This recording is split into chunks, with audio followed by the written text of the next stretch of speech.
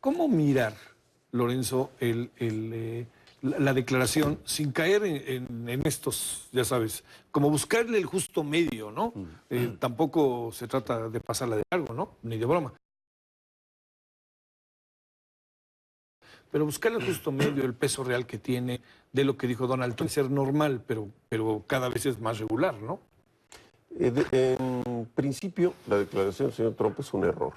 Es un error político para él, porque está excluyendo de sus posibles votantes a un grupo étnico, racial, que tiene valor y que tiene voto en las decisiones de los Estados Unidos y que está muy alineado con el Partido Demócrata. Los republicanos, lamentablemente, no han podido construir la fuerza que quisieran con el grupo hispano de carácter mexicano, porque han preferido estar del lado del grupo cubano norteamericano de Miami. Y en ese sentido son dos grupos difíciles de conciliar por las posiciones que tiene cada uno. El señor Trump, por supuesto, hizo una declaración ofensiva, irrespetuosa y a todas luces falta de tacto político. Pero como mexicanos nos sentimos agraviados, nos sentimos incómodos y debemos de analizar, yo diría, tres cosas. Uno, es un acto xenófobo. Es un acto xenófobo que tiene una dimensión hasta cierto grado semejante al del muchacho que entra a una iglesia de una comunidad afroamericana y dispara contra todos ellos porque él piensa que le están haciendo daño. Nada más que el acto en origen es muy semejante. Es un acto xenófobo, es un acto racista y es un acto de una supremacía racial autorreconocida que definitivamente pues debería haber estado superada en Estados Unidos como se ha podido superar en muchos otros países y este sigue siendo un acto latente. En el caso de México, pues debemos de tener cuidado porque los mexicanos muchas veces consideramos que yendo al exterior con nuestros problemas vamos a encontrar la ayuda para resolver esos problemas que no resolvemos aquí.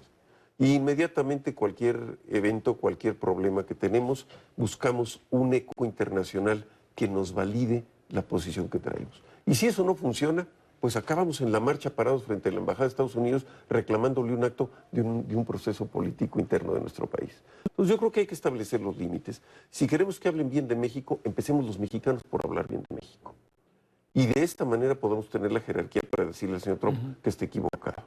Ahora, lamentablemente se queda muy claro que ser rico no significa ser inteligente, por lo menos en su caso, ¿no? Sí, pues sí. Oye, a ver, déjame plantearte algo que no sé hasta dónde es factible. Desde el ámbito del desarrollo de la política exterior de un país, de México, ¿cuáles son los niveles en que debe de llevarse la respuesta? ¿Debe de hacerse una respuesta pública? ¿Basta con lo que dijo el secretario de Gobernación? O sea, digamos, ¿qué es lo idóneo y lo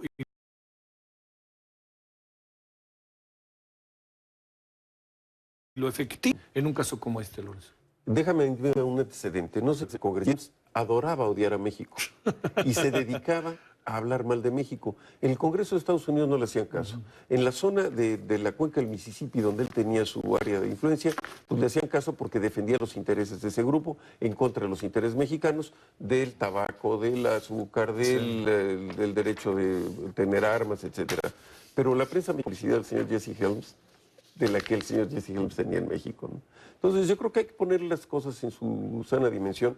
Si el señor Donald Trump va a llegar a ser un aspirante, y yo dudo muchísimo, y podría tomar cualquier apuesta a que el señor no va a ser ni siquiera un candidato de respeto, y por supuesto puedo tomar otra apuesta con el público, el momento que quieran, de que nunca va a ser presidente de los Estados Unidos. Sí. Entonces, en este sentido, es una posición extrema que toma el grupo extremo que hay en ese país en busca de un liderazgo. Y evidentemente este señor pues tendrá el interés de que ese grupo sea su cliente para los negocios que él desarrolla. Claro. Oye, y antes de irnos al otro tema muy rápidamente, digamos, sé que no te gusta mucho, pero es del terreno como de los nacionalistas.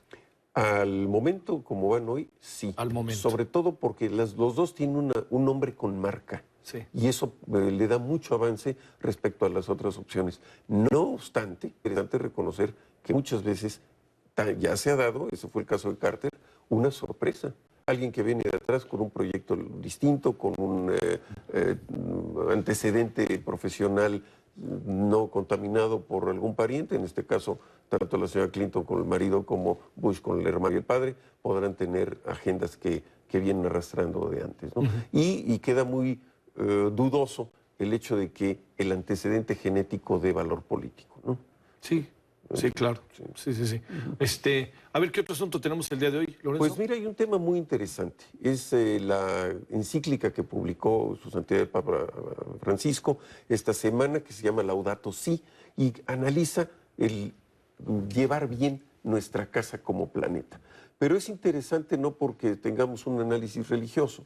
Esta es una encíclica de 190 páginas, 6 capítulos, que analiza desde una perspectiva científica, desde una evidencia empírica concreta, critica violentamente el modo de producción, el sistema de vida y el mecanismo de consumo de la sociedad contemporánea, al grado de decir con aseveraciones muy severas, el hecho de decir que hay gente que tiene posesiones que no sabe qué hacer con ellas, mientras se vive de una manera muy, muy pobre en otras partes del planeta. El Papa establece un criterio de visión económica social, pero con un punto de partida espiritual. Y es muy lógico que su santidad decida tomar el tema del medio ambiente, dado que el Génesis pues, da el origen de la creación como misterio y como dogma.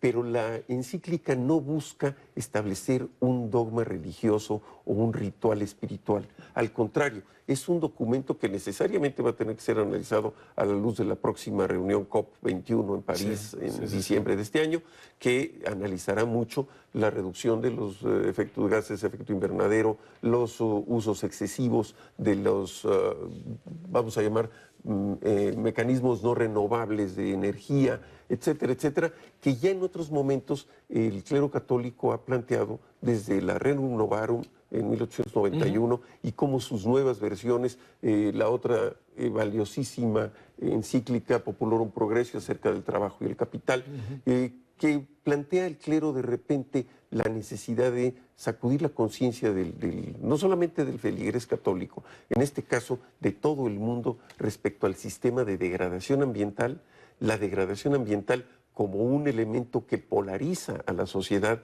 y que deja de manifiesto una élite que vive en una especie de burbuja de ventajas ambientales, de acceso al agua, al aire limpio, a la salud, etcétera, y una mayoría creciente que está perdiendo los derechos de ese bienestar, de lo que llama su santidad nuestra casa.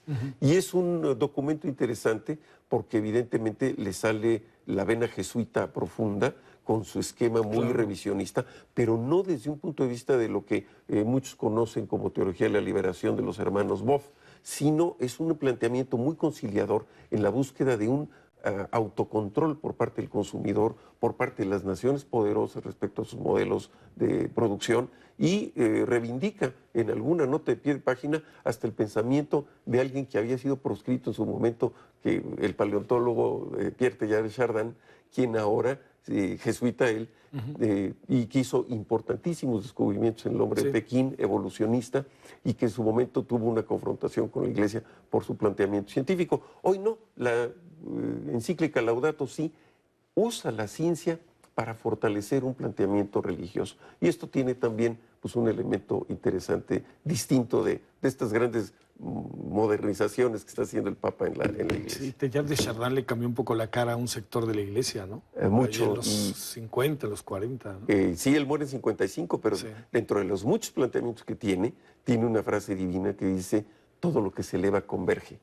Y desde ese punto de vista, el Papa Francisco dice, el medio ambiente es multifactorial, tiene vasos comunicantes, es interdependiente y evidentemente acusa de que estamos convirtiendo literalmente, y esta es la cita, a un basurero el planeta.